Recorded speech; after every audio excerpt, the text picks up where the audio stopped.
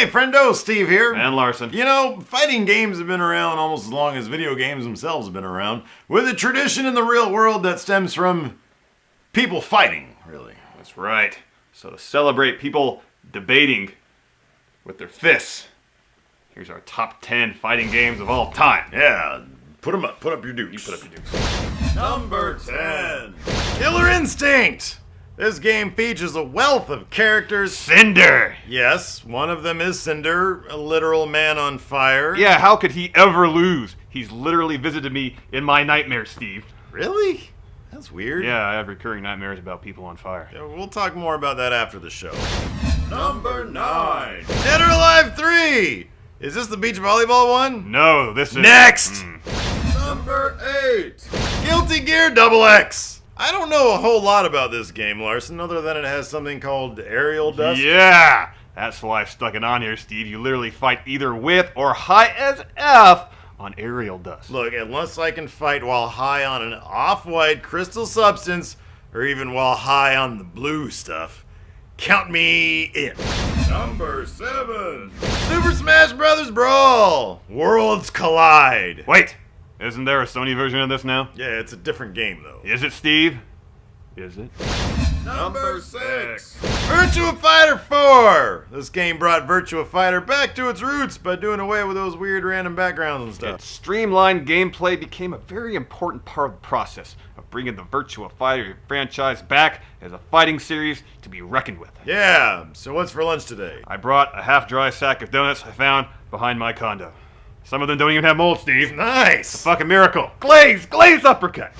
Number 5. Tekken 3. Known by anyone with half a brain as the best Tekken in the franchise. All because of King. That's right, it's the lion head guy. No, it's not a real line head, it's mask, Steve. You blew my mind right then. Is that his noise that he makes? Sure. Number 4. Marvel vs. Capcom 2. Beyond the novelty of being able to play as characters from the best of each of these iconic companies' rosters, MVC2 was one of the most intuitive and solid fighters ever. Yeah, for whatever reason, it took like 3 decades for the third title to drop. And although I had a ton more bells and whistles, this classic will always be number 1 in our hearts. Well, number 4 in our hearts. Well, number 1 compared to part 3 is what I mean. Wait, what number are we on? Number 3! Soul Calibur! So by now, the Soul Calibur series is on like 8 or 13 or something. But the first one will always be regarded as a classic that kicked off a lucrative franchise, complete with spin-offs and games and other media. But that first game is also just a damned fine fighter. You do know that the latest version actually guest stars Ezio from Assassin's Creed 2. Wait. Right? Can we go back and put that here instead of the first one? Sure, buddy, it's our show. Number 3. Soul Calibur number 5? I think it's 5. It has Ezio! Number 2. Mortal Kombat 2. Get over here.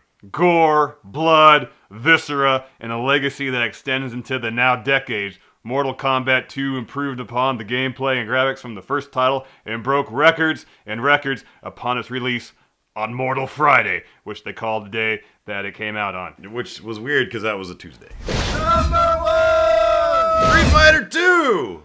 Explaining the placement of Street Fighter 2 here at number 1 can be done with precisely one phrase. Larson, if you will.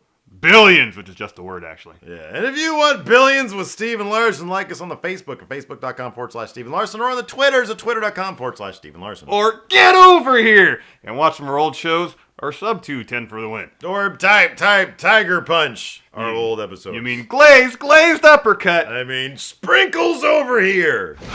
Hungry.